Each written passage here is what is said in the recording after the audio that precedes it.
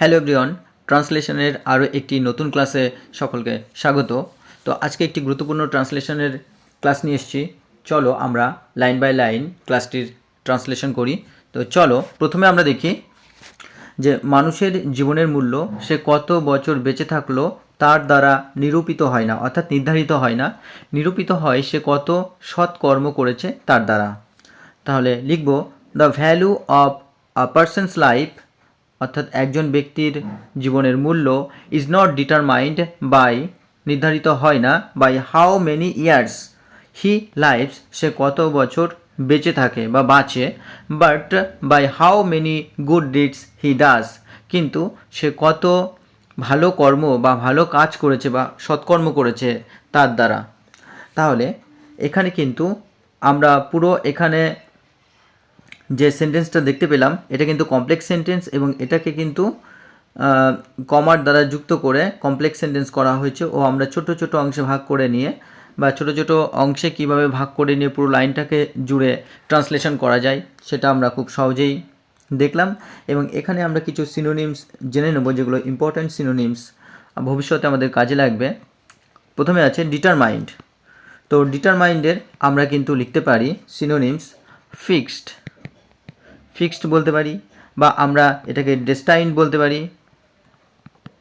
Destined অর্থাৎ নির্ধারিত, বা আমরা এটাকে অ্যাসার্টেন্ডও বলতে পারি, অ্যাসার্টেন্ড অর্থাৎ নির্ধারিত। আর ডিডস, ডিডস অর্থাৎ কর্ম, বা এটাকে আমরা ওয়ার্কিংস বলতে পারি, ওয়ার্কিংস, বা অ্যাকশানস, বা বলতে পারি ফাংশনস বা ফাংশনস। চলো পরের সেন্টেন্সটি দেখি।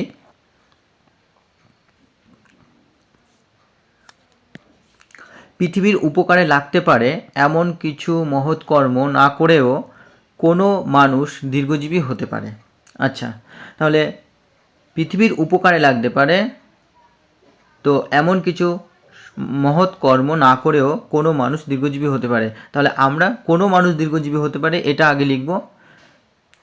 তো a person can live long, একজন ব্যক্তি বা একজন মানুষ দীর্ঘজীবী হতে পারে without doing any great deeds, কোনো ধরনের মহৎ কর্ম করা ছাড়াই, দ্যাট বেনিফিট দ্য ওয়ার্ল্ড, যেটার দ্বারা পৃথিবী উপকৃত হতে পারে বা মানুষের উপকারে লাগে তেমনটা।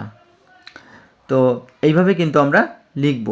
আমরা বিশেষ করে ট্রান্সলেশনের ক্ষেত্রে আমরা দেখি, আমরা যেটা বাংলায় আমরা যে সেন্টেন্সটিকে করি ইংলিশে কিন্তু তার ঠিক উল্টোটা লিখতে হয়। যেমন আমি স্কুলে যাই, তো যেমন আমি এখানে একটি লিখে দেখাচ্ছি যে আমি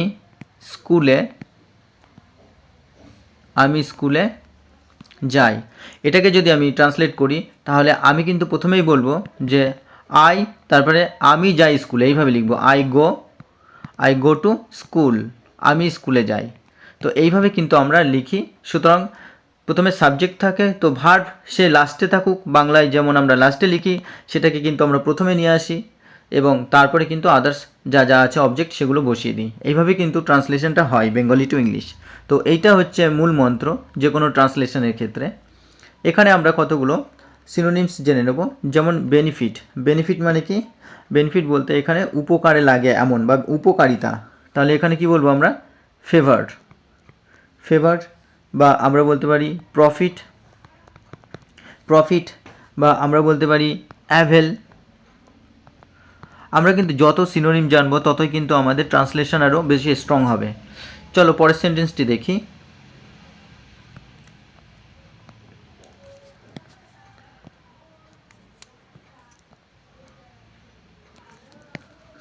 এইরূপ ব্যক্তির জীবন মূল্যহীন এবং তাদের মৃত্যুর সঙ্গে সঙ্গেই তারা বিস্তৃত হয়। বিস্তৃত বলতে এখানে কিন্তু তারা ভুলে যায়, তাদেরকে ভুলে যায় মানুষ। তাহলে কি লিখব? যে এই ধরনের মূল্যহীন মানুষের জীবন, the lives of such people are worthless, এ ধরনের ব্যক্তির জীবন বা মানুষের জীবন কী হয়? মূল্যহীন, worthless, and they are forgotten, এবং মানুষ তাদের ভুলে যায় বা তারা বিস্তৃত হয় as soon as they die, যে যখনই তারা মারা যায়। তো এই যে অ্যাজ সুন অ্যাজ বসালাম কেন? কারণ মৃত্যুর পরপরই কিন্তু তারা মানুষের মন থেকে উঠে যায় বা তারা মানুষের দ্বারা ভুলে যায় বা বিস্তৃত হয়ে যায়। এই কারণে কিন্তু আমরা as soon as they die অর্থাৎ মৃত্যুর পরপরই যে কাজটা বোঝায় সেটাকে কিন্তু আমরা অ্যাজ সুন অ্যাজ বলি। তাহলে এখানে আমরা সিনোনিম দেখব কোনটার, ওর্থলেস। ওর্থলেস অর্থাৎ মূল্যহীন। তো এটাকে আমরা ইউজলেসও বলতে পারি, যে ইউজলেস, অথবা আমরা বলতে পারি এফেক্টলেস। আচ্ছা, আর ফরগটেন অর্থাৎ ভুলে যাওয়া। ফরগটেনের আমরা বলতে পারি যে আনরিমেম্বার্ড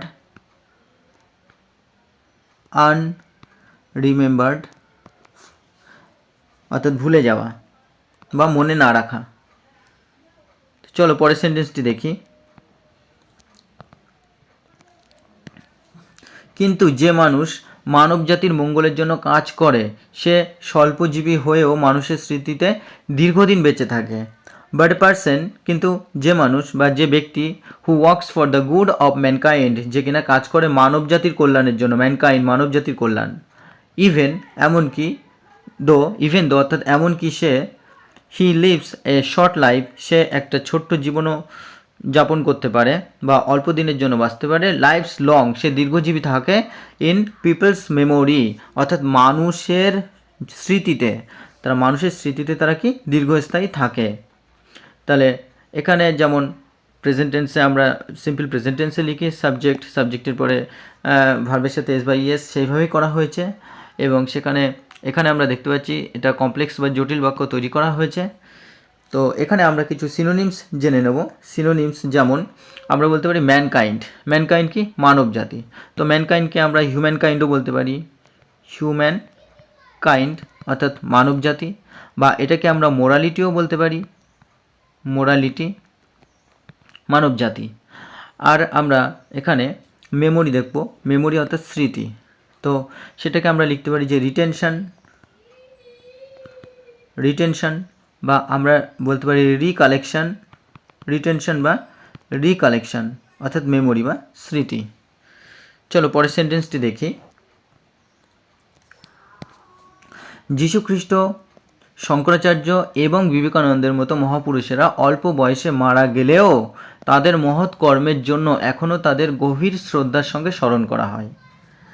তো এটাও কিন্তু জটিল বাক্য। তো আমরা কি বলবো, ইভেন দো, যদিও, great man like Jesus Christ, মহৎ মানুষ যেমন জেসাস খ্রিস্ট, শঙ্করাচার্য এবং Vivekananda died at a young age, অর্থাৎ অল্প বয়সে মারা গিয়েছিলেন। অল্প বয়সে বলি তো এটা হচ্ছে at young age. They are still, এখনও তারা কি হয়, রিমেম্বার্ড মানে তাদেরকে স্মরণ করা হয়। এটা কিন্তু প্যাসিভ বাক্য লেখা হচ্ছে, দে are still remembered, simple present টেন্সের প্যাসিভ ভয়েসে আছে। তারা স্মরণ করা হয় কি, আমাদের দ্বারা, বা আমাদের দ্বারা তারা স্মরণ করা হচ্ছে, এরকম। They are still remembered with deep respect, গভীর শ্রদ্ধার সাথে কি, ফর দেয়ার গ্রেট ওয়ার্কস, তাদের মহান কর্মের জন্য বা তাদের মহান কাজের জন্য তাদেরকে এখনও স্মরণ করা হয়। তো এখানে আমরা রেসপেক্টের আমরা সিনোনিম লিখব কি, অনার বা এস্টিম।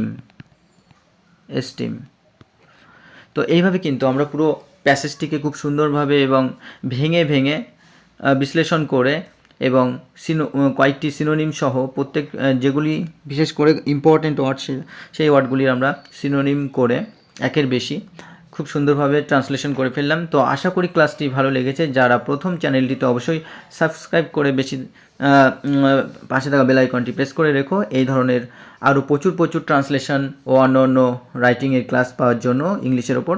এবং যারা এতক্ষণ চ্যানেলটি দেখছিলেন এবং তাদের বলবো আরও পাশে থাকো তোমরা আশা করি ভবিষ্যতে যে কোনো ইংলিশের ওপর বা এক্সাম রিলেটেড যেখানে ইংলিশ আছে তোমরা অবশ্যই উপকৃত হবে ক্লাসের দ্বারা। ধন্যবাদ।